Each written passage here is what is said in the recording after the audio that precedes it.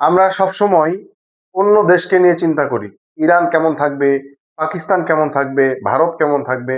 বাংলাদেশের মধ্যে দুইটা পক্ষ, একটা হচ্ছে ভারত পক্ষ, একটা হচ্ছে পাকিস্তান পক্ষ, এখন আবার একটা আফগানিস্তান পক্ষ। যেমন পাকিস্তানের সাথে আফগানিস্তানের এখন যুদ্ধ চলতেছে, এক পক্ষ হয়েছে পাকিস্তানের, এক পক্ষ হয়েছে আফগানিস্তানের।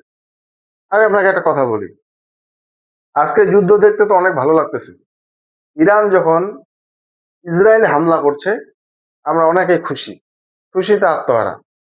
আবার ইসরায়েল যখন ইরানের উপরে হামলা করছে তখন কিন্তু আমাদের মুখ বেজার বা আমরা কষ্ট পাচ্ছি। স্বাভাবিকভাবে কষ্ট পাওয়াটা হচ্ছে স্বাভাবিক।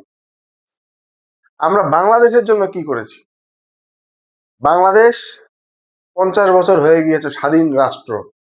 এদেশে অনেকে ক্ষমতায় এসেছেন একাধিকবার, কেয়ারটেকার গভর্নমেন্ট এসেছে অনেকবার, অনেক আশা প্রত্যাশা সবকিছু মিলেই আমরা এই 50টা বছর আছি বাংলাদেশের জনগণ হিসেবে।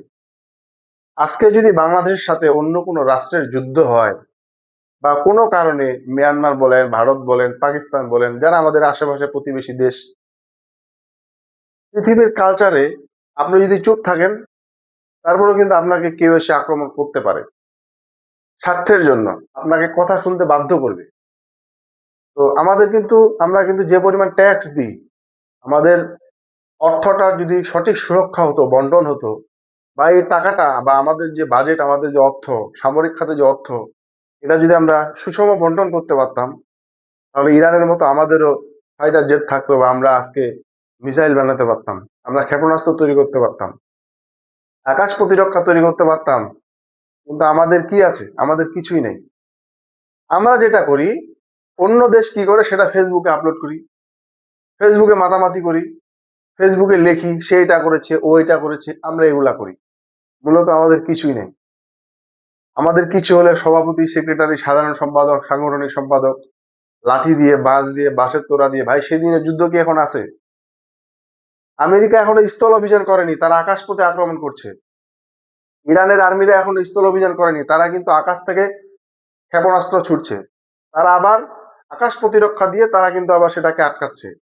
আমাদের কি আছে? আমাদের কিছুই নেই। এদেশকে নিয়ে কেউ ভাবে না। এদেশের মানুষ যেই ক্ষমতায় আসে, যখনই আসে তখন সে ভাইরাল হওয়ার জন্য চিন্তা করে, কিভাবে আমি ভাইরাল হব, মানুষের সেমপিতি নিব, মানুষ কিভাবে আকৃষ্ট করব। কিন্তু দেশের প্রতি কারো দরদ নাই। এদেশের জন্য আজ পর্যন্ত কেউ এমন, কেউ কোনো কিছু কিনে নাই।